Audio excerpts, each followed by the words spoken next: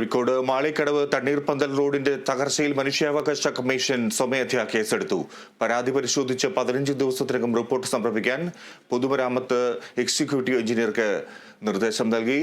Kerala vision വാർത്ത പുറത്തു വന്നതിന് പിന്നാലെയാണ് നടപടി. Kerala vision news big impact ആണിത്. വിശദാംശങ്ങളുമായി റിയാസ് KMR ചേരുന്നു. റിയാസ്, മനുഷ്യാവകാശ കമ്മീഷൻ സ്വമേധയാ കേസെടുത്തിരിക്കുന്നു. എന്താണ് തുടർ നടപടി ഉണ്ടാവേണ്ടത്?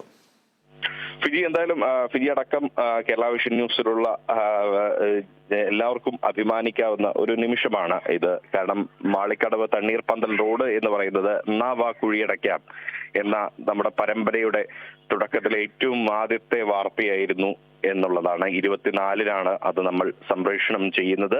പിന്നീട് അത് വെള്ളിയാഴ്ച ദിവസം അത് സംപ്രേഷണം ചെയ്തു. അതിനുശേഷം 24-ന് സംപ്രേഷണം ചെയ്തു. അതിനുശേഷമുള്ള വെള്ളിയാഴ്ച ദിവസം ഇതുമായി ബന്ധപ്പെട്ട് ഒരു ഭരണാനുമതി പൊതുമരാമത്ത് വകുപ്പിന്റെ വരുന്നുണ്ട്.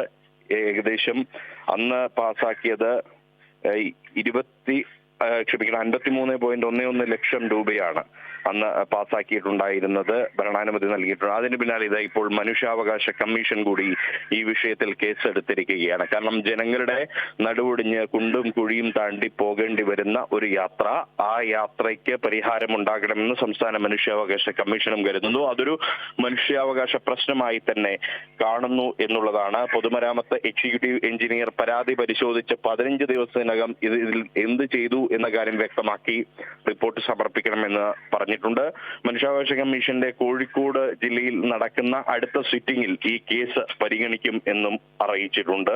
നിലവിൽ പൊതുമരാമത്ത് വകുപ്പ് നമ്മുടെ ഈ വാർത്ത പുറത്തു വന്നതിന് പിന്നാലെ ചെയ്തത് കാക്കോടി പുതിയങ്ങാടി റോഡിൽ ജൽജീവൻ മിഷൻ പദ്ധതിക്ക് വേണ്ടി പൊളിച്ചിട്ട ഭാഗങ്ങൾ, അതായത് ഈ മാളിക്കടവ് തണ്ണീർപ്പന്തൽ റോഡ് ഉൾപ്പെടെ ഗതാഗതം യോഗ്യമാക്കുന്നതിന് 53.11 ലക്ഷം രൂപയുടെ ഭരണാനുമതി നൽകിയിട്ടുണ്ട്. ഇനി ഇതിന്റെ പ്രവൃത്തി തുടങ്ങണം. അത് എന്ന് തുടങ്ങും എന്നുള്ളതാണ്.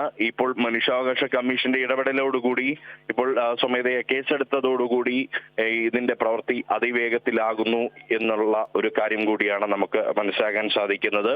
എന്തായാലും അതിന്റെ പ്രവൃത്തി അടുത്ത ദിവസം മുതൽ പൊതുമരാമത്ത് വകുപ്പിന് തുടങ്ങേണ്ടി വരും. കാരണം 15 ദിവസത്തിനകം റിപ്പോർട്ട് സമർപ്പിക്കണമെങ്കിൽ അത്തരം കാര്യങ്ങളിലേക്ക് നീങ്ങിയേ മതിയാകുകയുള്ളൂ. തീർച്ചയായും. എന്തായാലും നമ്മുടെ ക്യാമ്പയിൻ കൂടുതൽ ഫലം കാണുകയാണ്. റിയാസ്, ഈ റോഡിന് നേരത്തെ സർക്കാർ 53 ലക്ഷം രൂപ വകയിരുത്തി റോഡ് പണി എന്ന് തുടങ്ങും എന്നത് ഉടൻ തന്നെ അറിയാൻ നമുക്ക് സാധിക്കും. എന്തായാലും മനുഷ്യാവകാശ കമ്മീഷൻ ഇതിനു പുറമെ കേസെടുത്തിരിക്കുന്നു എന്നത് പ്രധാനപ്പെട്ട കാര്യമാണ്. കോഴിക്കോട് നിന്ന് ഈ ഒരു കുഴിയടയ്ക്കാം എന്ന ക്യാമ്പയിൻ തുടങ്ങിയപ്പോൾ തന്നെ നൽകിയ ഒരു റിപ്പോർട്ടാണിത്. അത് കൂടുതൽ ഫലം കണ്ടിരിക്കുന്നു എന്നതിൽ കേരള വിഷൻ പ്രവർത്തകർക്ക്, ടീമിനെല്ലാം ചാരിതാർത്ഥ്യമുണ്ട്.